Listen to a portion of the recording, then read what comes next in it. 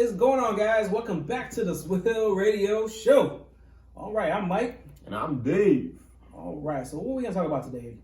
So today we are talking about Nick Cannon. What about him? If you didn't know, Eminem recently dropped a song with Fat Joe. It's called Lord Above.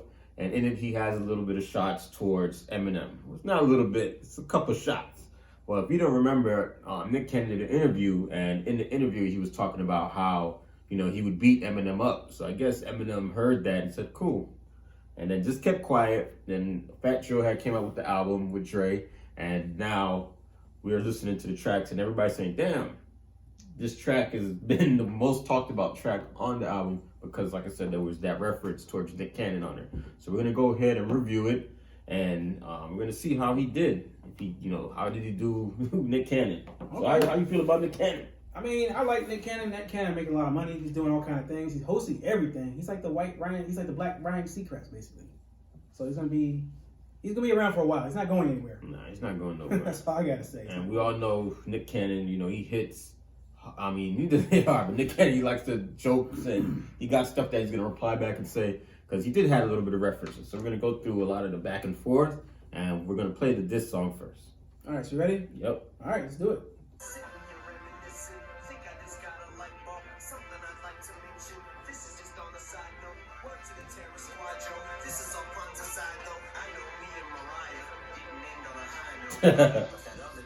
So that's crazy right there. That's the crazy part.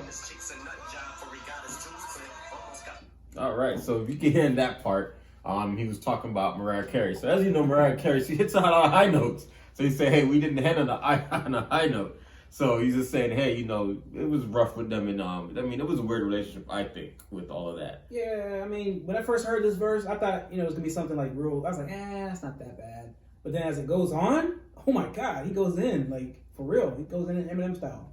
Yeah, so like I said, you know how Eminem is. He starts with the light jabs, and then he starts going for the jugular. So he definitely did that on this one. So when you first listened to it, like, okay, it sounds really soft. Yeah. But as you keep going in, you're like, dang. And then when you go back and notice what he's really saying, then you're like, damn, this guy really, really went, ham on this dude. So yeah, it's pretty crazy. So let's keep going with it. And cheese.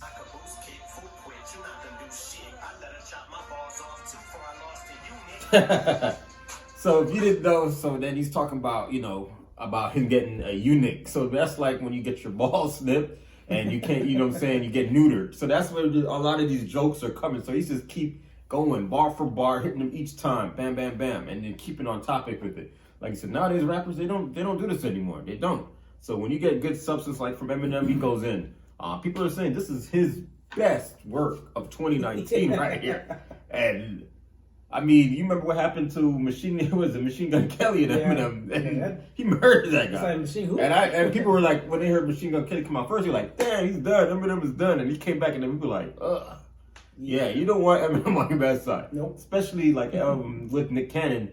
He's not one of the best rappers. Like, he's like a pop style rapper, I think. Yeah. He's not looking at that guy where everybody's like, ooh, he doesn't have that Drake format where Drake could come off as corny, but then he's still, able to hit. Nick Cannon, we know you got money, and that's about it. You got a lot of money. Your rapping is not, but your business style is immaculate. That's some boss stuff right there. Yeah. All right, so let's keep going.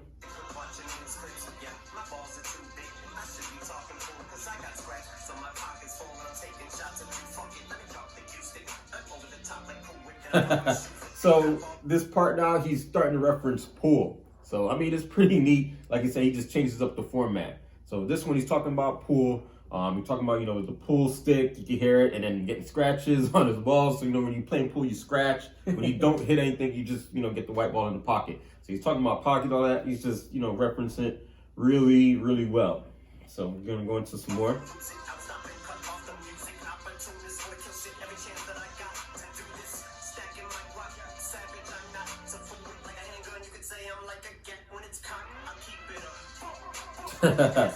So once again, so I remember, if you remember the way back when he rapped on a song, and he was talking about like a dog and saying his roof is going over your head. So this was another one that I thought about. So this one, like he said, he's talking about he keeps it a buck, and then he goes with the gunshot. Like a lot of Jamaicans like book, book, book. So it's pretty.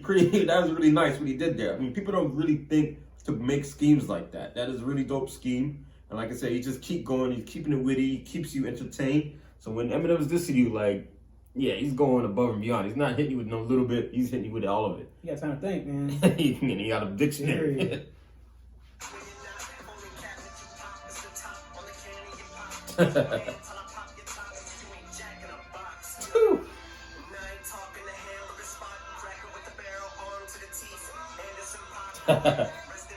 So you can hear that one now. He is just, now he's talking about the soda. So he said the only, pop that you would pop is the can, the top of your can. This is crazy. This is like the scheme he's doing it, and then he's just keeping it, going. And it's really, really, I mean, it's catchy. Yeah, a lot of comedy too, man. Let's listen to the rest of this.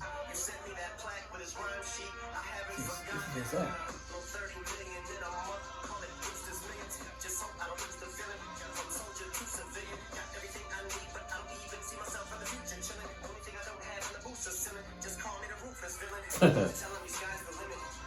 So if you don't know about that part, like you said, we talking about Boosters Million. That was a movie with Eddie Murphy.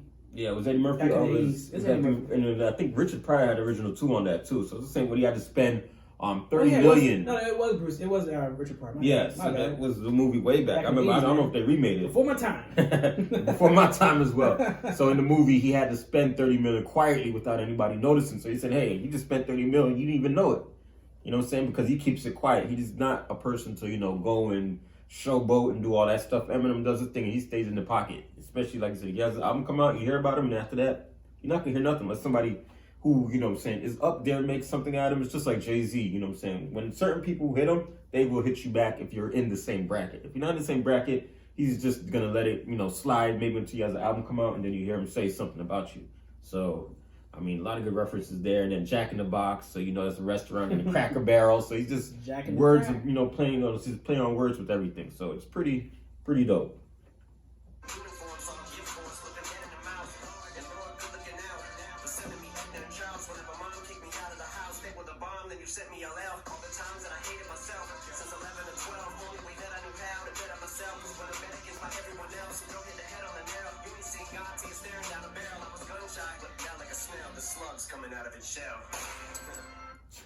So, like you said, he had another bar. So he's talking about his past as well. So I guess like when his mom would just leave him, pretty much almost like abandon him, he had a place to go or kick him out. He had a place to go with his aunt. So that's who he referred in there. And then also LL Cool J, and he had a track with a track with a bomb in it so that he just referenced both of them at the same time.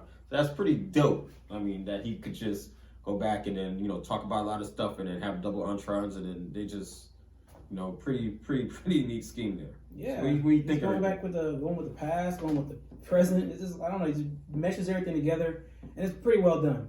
I don't think Nick Cannon will come back with this. I think that's pretty much gonna be it. I think, but they have a long history of beef anyway, so it's not like the beef is ever gonna stop. They're gonna shake hands and chop it up or anything like that. But I don't think Eminem's gonna come with a diss track. I seriously doubt it. You think he will?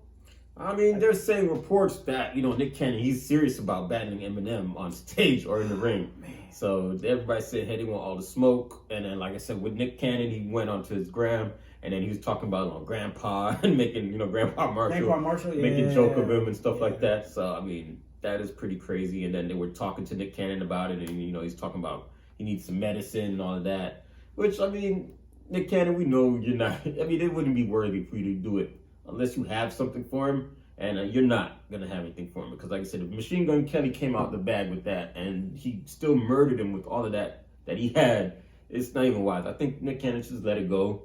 They're both not dating Mariah Carey anymore, and like you said, he did warn you and say, hey, the chick's crazy.